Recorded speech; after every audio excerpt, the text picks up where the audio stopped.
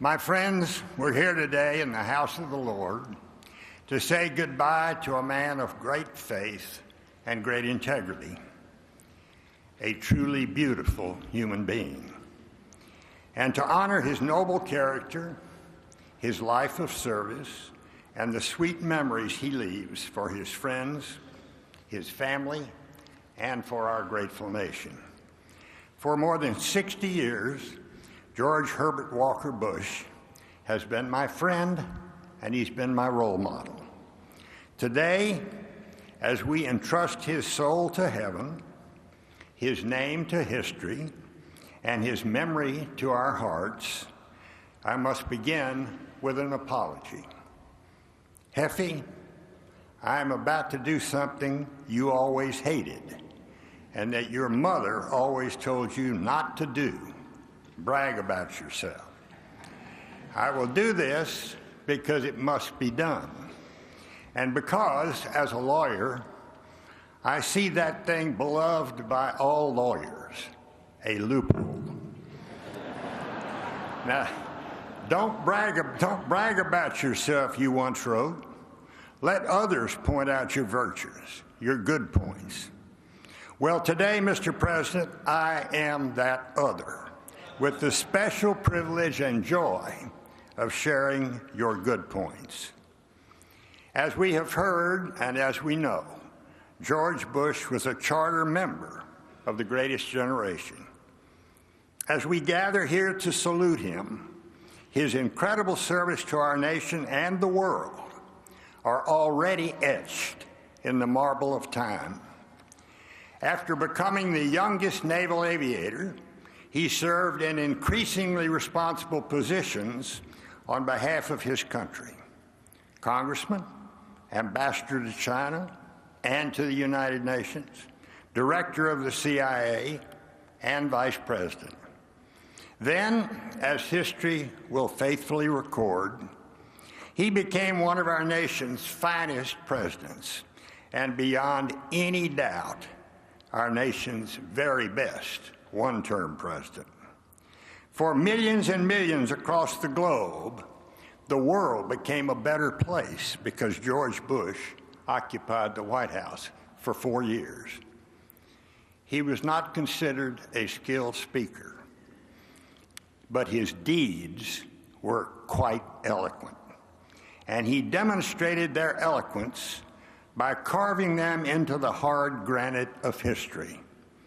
They expressed his moral character, and they reflected his decency, his boundless kindness and consideration of others, his determination always to do the right thing, and always to do that to the very best of his ability.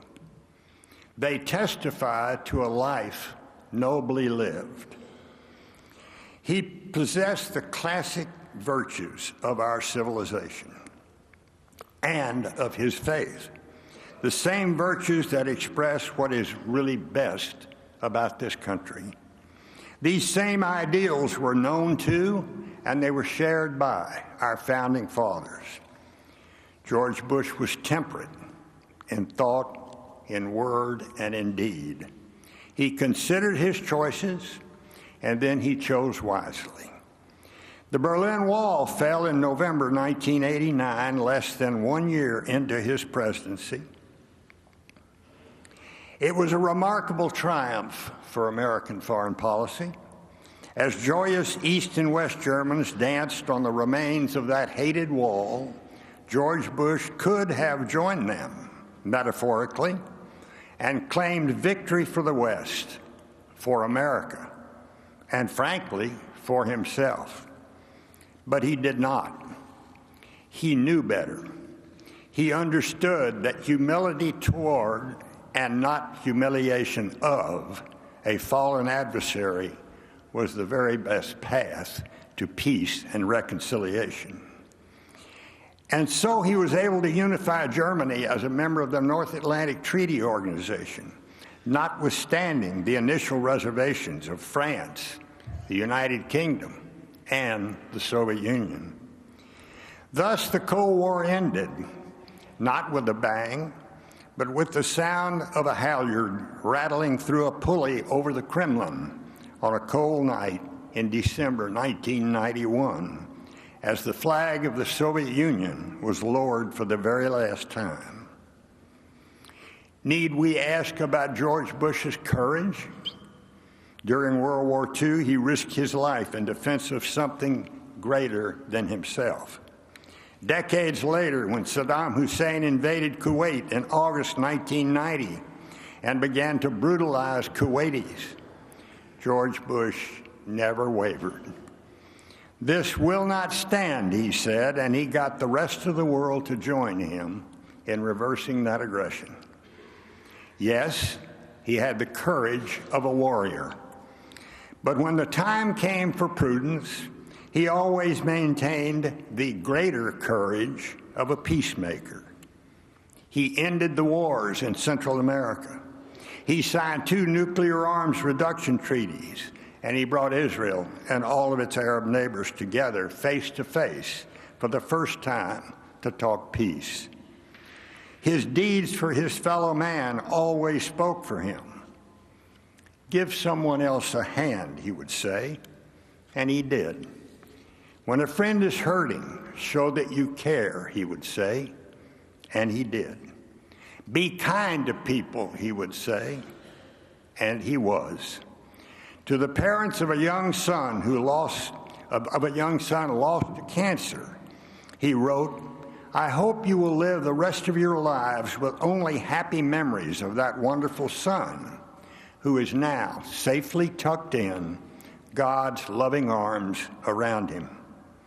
His wish for a kinder, gentler nation was not a cynical political slogan. It came honest and unguarded from his soul. After they left the White House, George and Barbara Bush continued to display their compassion for others. Their dedication to the Points of Light, the Barbara Bush Foundation for Family Literacy, and countless other charities is a model for all former First families, past, present, and future. To these virtues, we can add one more source of his character, his family. As a friend once put it, George Bush believed that family is a source of both personal strength and the values one needs to face life. And of course, history has shown that few families have accomplished as much as his has. Barbara wrote the book on how to be a great First Lady. His legacy lives on with his children, who have contributed so very much to making our nation great. And who knows what the future will bring for his grandchildren and their children. I've always been proud that George Bush used to describe our relationship as one of big brother and little brother.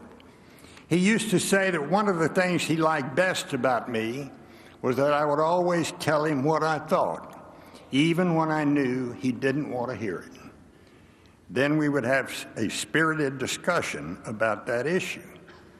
But he had a very effective way of letting me know when the discussion was over. He would look at me and he'd say, "Baker, if you're so smart, why am I president and you're not?"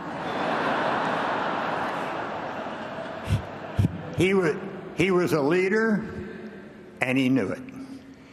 My hope is that in remembering the life of George Herbert Walker Bush and in honoring his accomplishments, we will see that we are really praising what is best about our nation, the nation he dearly loved and whose values he embodied.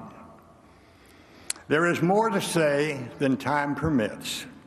And anyway, when measured against the eloquence of George Bush's character and life, our words are very inadequate. And so I conclude these remarks with his words, written some years ago to his old tennis buddy. "We have known each other a long time," he wrote to me. "We have shared joy and sadness, and time has indeed gone swiftly by. Now it races on even faster, and that makes me treasure even more this line of William Butler Yeats about where man's glory begins and ends, namely with friends. My glory is I have you as such a friend. To which I reply, on behalf of his friends here today, across America and throughout the world, we rejoice, Mr. President, that you are safely tucked in now and through the ages with God's loving arms around you. Because our glory, George, was to have had you as our president and as such a friend.